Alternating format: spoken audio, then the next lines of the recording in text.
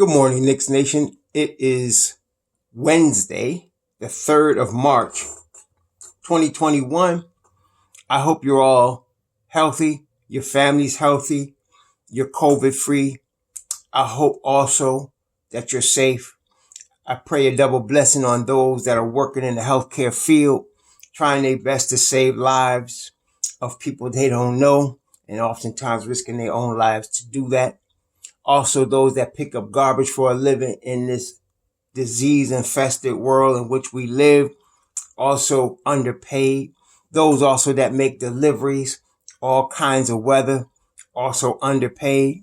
Also, those that are working to help deliver boys and girls and teenagers from sex slave operations. Double blessings on those and curses on those that support child pornography. Also, finally, but not least, blessings on those that work with the homeless, trying to feed and clothe and house them. And those that are homeless, of which in the United States of America represents at least 500,000 men, women, and children. Double blessings on them and the homeless themselves. Well, the Knicks played a basketball game last night in San Antonio against the Spurs, and the Knicks got spanked last night. Now, it's not quite that simple in terms of, the San Antonio Spurs are that much better than us. They was better than us last night. Okay. Hats off to Greg Popovich. I mean, they had just played an overtime game the night before against the Nets. And, they're missing a lot of players. They're missing, they were missing LaMarcus Aldridge. They're missing Devin Vassell. They're missing a few of their pieces. And they came out and they played San Antonio Spurs basketball and they beat us. Okay. And see, what I'm often mentioning, as y'all know, is having the Knicks develop into a long-term, sustainable winner. And I always bring up San Antonio as one of the models, the templates, which we want to copy. San Antonio, I like to bring up Boston. I like to bring up the Miami Heat, especially. Okay, because as the templates that we want to copy, especially San Antonio. No matter who they had, there's a bunch of cats out there last night that I had never even heard of, and they were doing work. I mean, then there were guys that were drafted late first round, second round, undrafted, and Pop has them playing San Antonio basketball. Now, the New York Knicks are now developing a culture. We have Tom Thibodeau. We got Leon Rose. We got a crew around both of them, both in the front office and the coaching staff, developing a Knick culture. And we want people to come to New York that know that they're going to be playing New York Knicks basketball. Now, right now, that starts on the defensive end with toughness and rebounding. That's how it starts. Offensively, you're going to be running a lot of ball movement. You want a lot of body movement, similar to San Antonio, actually. But I think the Knicks, whereas the San Antonio Spurs got the ball movement part to a total science. I mean, they are really good no matter who is out there. The spacing is always excellent. They always fundamentally sound and the ball is always moving. The Knicks, of course, is Tom Thibodeau's calling card, his defense. And that was the problem last night. So right before tip-off, from what several Knicks said, including head coach Tom Thibodeau, right before tip-off, just a little while before the game started, they found out that Derrick Rose would not be available because of this health and safety protocol. Now, one thing I want to say that's negative about the San Antonio Spurs, they have missed 4 games this year at least because of health and safety protocol. I don't know what's going on down there. I don't know what they're doing, why they keep, having this problem. Here, we come down there to play them and one of our players all of a sudden can't play because of health and safety protocol. I mean, if I was the NBA, I would look real closely and see what are they doing, man? I mean, are they practicing, all the protocols that's supposed to be done to protect the players? Because this has been associated with them all season, missed games and people, having health and safety protocols after playing with them. So, they gotta look into that. But, so we're missing Derrick Rose. And I was concerned when they announced that Frank Ntilikina was the starting point guard. I was excited, but I was concerned. And the reason is because if he didn't know he was going to be starting until like, an hour or so before the game, now he's got to prepare as a starter. We had our crew. I mean, Frank and IQ was a good, combination coming off the bench. And so now that would be disrupted. And so I was concerned. And then, of course, I was also concerned because I didn't think that Thibodeau was going to play Austin Rivers, and he didn't. And he kept the rotation to about 8 or 9 guys. I was concerned with Julius Randle's endurance, and of course, I was concerned because the Knicks, as we've been talking about for a while now, terrible third quarter team. And I was hoping, actually, that maybe San Antonio might be a little tired, but San Antonio has played, before last night even, they had played like 30 games. The Knicks had already played 37 games, including at least 5 back-to-backs. I think 6 or more, like 6 or 7 back-to-backs. So the Knicks definitely, would have been more wild, and they were, than the San Antonio Spurs. The San Antonio, like I said, they missed 4 games due to COVID, postponing games, and so they have not had the schedule that the Knicks had, so that was against us. So as it turned out, Frank ended up playing pretty good. I mean, he 5 of 7 from the field, including 3 for 3 from 3. He shot the ball very well. But our defense was a step slow. You can see that's a general thing with our team. Even though it didn't appear that the shots were coming up as short as they usually do when the Knicks don't have any legs, but they were definitely a step slow defensively. Our Knicks were. So, that was evident. And then, of course, you can see Julius, about run out of gas. It was like that. He only scored 14 points. Actually, Tibbs kept him on the bench for the whole fourth quarter, I think, and a good portion of the third. It was the third quarter where the Spurs really started blowing the thing out right there. It was third quarter. So it was just one of those games. Hoping that the Knicks can close out this part of the season with a win, at home against Detroit tomorrow. But we don't want to take that for granted. 2 things. Number one, we just beat Detroit the other day. NBA teams, especially, this is Dwayne Casey coach team. Now, Dwayne Casey is another good coach, man. So he's not going to just, roll into New York without having studied film and making adjustments from the last game to this game. So they're going to be more ready for us when they come to New York to play at the Garden tomorrow. So that's that. And then, of course, oftentimes, as a team is going into the All-Star break, especially a team like the Knicks that have played 37 games, 38 games already. Well, actually, they're 18-18 right now. So they played 36 games. They've been playing their 37th game tomorrow. So they sometimes looking forward to the vacation. Like a lot of these players, they fly out, to exotic places and take a nice break. They go to a place where there's beaches, and blue waters, and they go out there and take a break when they, they're looking forward to that, and their families are looking forward to it. So a lot of times their minds are not completely focused on that game right before the All-Star break. By the way, the Knicks are 18-18, and this is exactly halfway through the season. So the Knicks at this point are on pace for 36 wins. Okay? They're on pace for 36 wins. So that's a good thing, right? So that's a good thing. Yeah, we would like to have won that game in San Antonio, but if y'all look back at the video I did after the game went over Detroit, I did that one on Monday. Y'all will see, I thought we might take an L on this one for all the reasons that we are seeing. They might be a little tired. They're going to San Antonio. I wasn't expecting Derrick Rose to be out. I obviously wasn't expecting Derrick Rose to be out, but I'm not sure it would have made that much difference because, like I said, the Knicks were a step slow on defense all night. I don't think Derrick Rose would have made that much difference. IQ was doing his thing, but like I said, it wasn't offensively. We just weren't there defensively. We weren't there. So that's what cost us the game, really.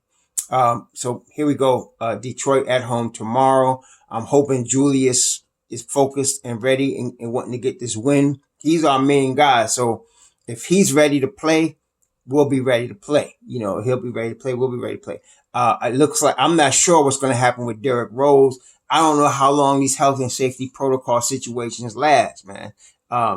Is it a week? Does he have to be quarantined or something? They weren't clear, so I don't know what the situation. With Frank, I think he had to be quarantined for at least a week, in a hotel. Maybe it was 2, but he was quarantined for a good week before he could come back to the team because of that. I don't know what's going to happen with Derrick Rose. It looks like tomorrow you're going to probably see Frank again. But I'm hoping that they're rested enough, that they can play New York Knicks defense tomorrow against Detroit. That will give us a good shot to win the game. If Frank keeps, I think if he gets the more minutes, he'll shoot better. And that, so that should continue. His shot looked really good yesterday. He was shooting it in spots where he's good. Like last year, he was really good from corner threes. And I think he hit most all his threes today, last night were corner threes. He knows to get to that spot, and the Knicks were finding him there. So that's good, man, especially Julius Randle. So it was all good there. We just got to play better defense. We got to come out with energy. We just didn't have any last night. Hopefully they have some coming into Thursday. Obi Toppin needs some work. Maybe it's just a question of minutes, he needs minutes. And I tell you, I'm going to be honest, it irritates me to talk about Obi Toppin being in the dunk contest. And I tell you why. Being in the dunk contest is not going to make him a better player. It's just, okay. All right, I know it's entertainment. People like to see the dunk, especially the young kids. It's all good. But I want to see him improve offensively. I want to see him be able to make better decisions offensively. I want to see him be better with the basketball. I want to see him improve as an NBA, as a player in the NBA. Not worry about the daggone dunk contest. So, but it is what it is.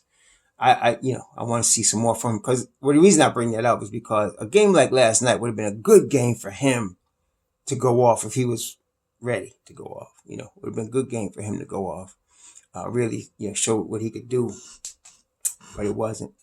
Kevin Knox played a little bit. He was solid, but like I said, it seemed like the whole team was a step slow and not ready last night. So hopefully tomorrow night they'll be back on their game defensively. Like I said, they're gonna have a whole week off, and then when we come back, the first game is at Milwaukee.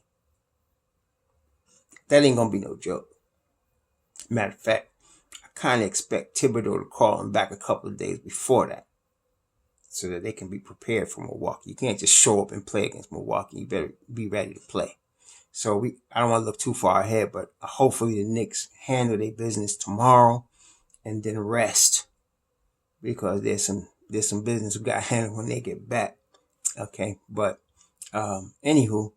That's it. So, like I said, tomorrow against Detroit. I'm not sure what time the game is tomorrow. I know it's at the Garden, and I know it's the last game before the break. So, hey, like I said, 18-18 at the break. Who would have thought the Knicks would be on pace to win 36 games this year? Like, I know I did, but I know some of y'all did. But the media and them and the haters out there, they ain't gonna win 18 games. They're not going 22 games. All of that.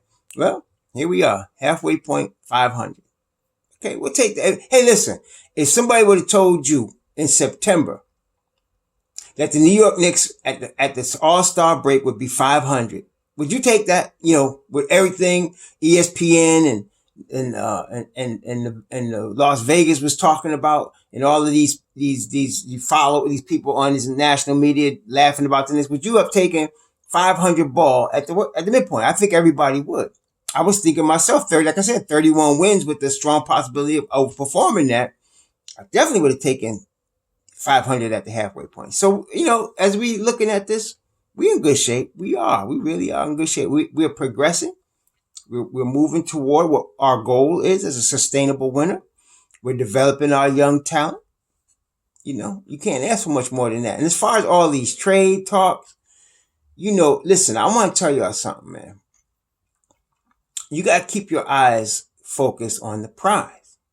All right. Now we know the Knicks are rebuilding, right? So we can't be looking to shortcut by trying to get some player that we think is going to help us right now. We want to look at something that's going to help us long term. But I think a lot of y'all in Knick Nation understand that. But what drives me crazy is you get these people in the national media that want to bring up this crap and then try to get that talk among Knicks Nation and then create a synergy, hopefully they do something drastic, when they're not supposed to do something drastic. Like Karl Anthony Towns. It's not a question as to whether Karl Anthony Towns would fit with the New York Knicks. It's a question as to whether this is something we need to be discussing right now. Like I said, we need to play through this season with the dogs we got, right? And then after the season, evaluate where we are. Okay, now if Karl Anthony Towns wants to come to New York, we could talk about it over the summer, or we could talk about it next trade deadline. Right now, this is year one of our rebuild. And we got our squad. Okay, we don't need to be talking about Karl Anthony Towns right now, or anybody else, actually. I mean, you might want to add a shooter, a guy that you can plug in and shoot like a JJ Redick. You might want to bring that guy in off your bench if he can help us, short term. We're not committing long-term money to him. We're not committing, playing time to sacrifice some of our kids for him. Then it's fine. But that's like a guy you might want to pick up on that level. If you want to help make a run this year, to help you, but not long term, not breaking up your flow, not breaking up your squad for him. You understand? Unless there's somebody on the Knicks that wants a trade. Now that's different. If somebody, like I said, it was only a couple of weeks ago, I was like, if I was Frank Ntilikina's people, I'd be asking for a trade. I would. Send me to Toronto, send me to Spurs, send me to, someplace where they're going to appreciate my talents. But I don't know if he's done that or not. If he has, we might see that. But again, I think it was like a month ago, we was on Nick of Time, and I said at that time, the two players that we'd be looking at as far as trade deadline was Austin Rivers and Frank Ntilikina. Okay. Now Frank is going to be starting. I don't think he's going anywhere. Like I said, last week I realized they're not sending Frank nowhere. Not this year. But Austin Rivers still might get traded. He didn't play last night, and we could have used him last night because just for the fresh body, we could have used him, but he didn't play. And whenever Tom uses the term situational, by now we should understand that's code for, no, he ain't playing. That's what that's code for. He said he's situational. Like, oh, he ain't playing. So that's that, but, that's the only trade stuff we're going to be seeing. Like I said, we might pick up a JJ Redick or somebody like that that's out there that's not playing much or wants to be in the playoff team or whatever. We might get something like that. But I'm not looking for any major splash moves this trade deadline. Just, we need to stay with the crew we got. Use this all-star break to make sure everybody's healthy when they come back. Be ready for the second half and see what we can get, man. See what we can get with this crew. Like I said, after the season, reevaluate everything. Look at everything, see what we got, what we're going to do going forward, and then definitely look at the draft and see what we're going to do with these picks. We're going to trade the picks for somebody, or we're going to try and move up. We got to look at that stuff right now in the stages that we're at as the New York Knicks finishing second half of year one of a long-term rebuild here. So, hey, we're on pace. We're doing good. We don't need to mess up the flow. We need to stay the course and compete, man. And I believe we're going to do that. So y'all be safe out there. Let's get this win, against Detroit tomorrow. Let's pull for our boy Frankie Cat. He's going to probably be starting at the point. We got to get this W. So we want him to do well. We want Julius to be ready. Everybody be ready. Let's get this W. So shalom. Be safe. Talk to you after the game.